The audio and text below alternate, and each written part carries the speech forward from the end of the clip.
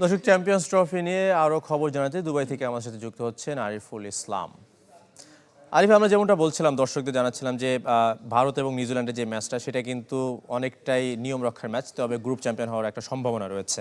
তবে এই ম্যাচকে যদি আমরা এক পাশে রাখি, এটা নিয়ে কিন্তু অনেক সমালোচনা হচ্ছে যে ভারত বাড়তি সুবিধা পাচ্ছে এই চ্যাম্পিয়ন্স ট্রফিতে, সেটা তাদের কতটুকু এগিয়ে রাখবে?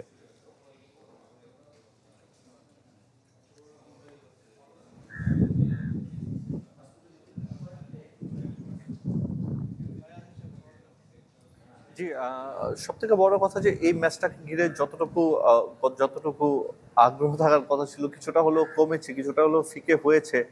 কেননা আপনি জানেন যে এই গ্রুপের লড়াইটা কিন্তু অলরেডি সবাই জেনে গিয়েছে যে সেমিতে কোন দুটো দল, ভারত এবং নিউজিল্যান্ড, তারা সেটা জায়গা করে নিয়েছে। এবং সবথেকে আহ, দেখার বিষয় যে তারপরও ম্যাচটা কেমন হয়, কারণ দুটো দলই বেশ শক্তিশালী এবং ভারত অনেকদিন ধরেই এই দুবাই স্টেডিয়ামে অনুশীলন করছেন। এবং গতকাল নিউজিল্যান্ডের একজন ক্রিকেটার ব্রেসওয়েল তিনি বলছিলেন যে এই স্টেডিয়ামে দেখা যাবে দু দলের মধ্যে কার স্পিনাররা কত ভালো করে। যদি দেখা যায় যে এক পাশে আপনি দেখতে পাবেন যে ব্রেসওয়েল সেন্টাররা রয়েছেন, অন্য পাশে আপনার ভারতীয় যেসব স্পিনার কুলদীপ যাদব, জাদেজা তারা আছেন। তো দু দলের স্পিনারদের মধ্যে লড়াই হবে দুবাইয়ের এই কন্ডিশনে, সেটা অনুমেয় এবং সেটা ধারণা করা হচ্ছে। তার মাঝে কোহলির কথা আমরা রিপোর্টে বলছিলাম, কোহলির জন্য আরেকটা ল্যান্ডমার্ক হতে যাচ্ছে এবং তার পারফরমেন্স সেখানে কেমন হয়। আগের ম্যাচের সেঞ্চুরিয়ান এবং দলকে তিনি জিতিয়েছেন, তো এই ম্যাচটায় তিনি কেমন করেন সেটা তো অবশ্যই একটা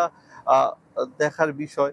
তবে নিউজিল্যান্ড বোলাররা কিন্তু বলছেন যে কোহলিকে তারা দ্রুত ফিরাতে চান এবং গতকালকে যে একটা সংবাদ সম্মেলন হয়েছে সেখানে তারা এই কথাটা বলেছিলেন। আরিফ, একই সাথে যদি আমরা একটু বলি যে নিউজিল্যান্ডের যেই ব্যাটিং লাইন আপ, সেই জায়গায় ভারতীয় বোলাররা কতটুকু আধিপত্য দেখাতে পারবে?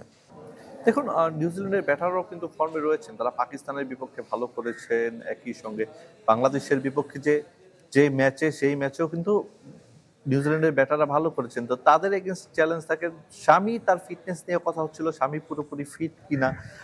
শামির আসলে বোলিংটা বেশ কার্যকরী হয়ে উঠে এই দুবাইয়ের কন্ডিশনেও। এখানে বলা হয় যে স্পিনাররা ভালো করেন, কিন্তু আমরা মোহাম্মদ শামিকে দেখেছি যে বাংলাদেশের বিপক্ষে তিনি 5টা উইকেট নিয়েছেন।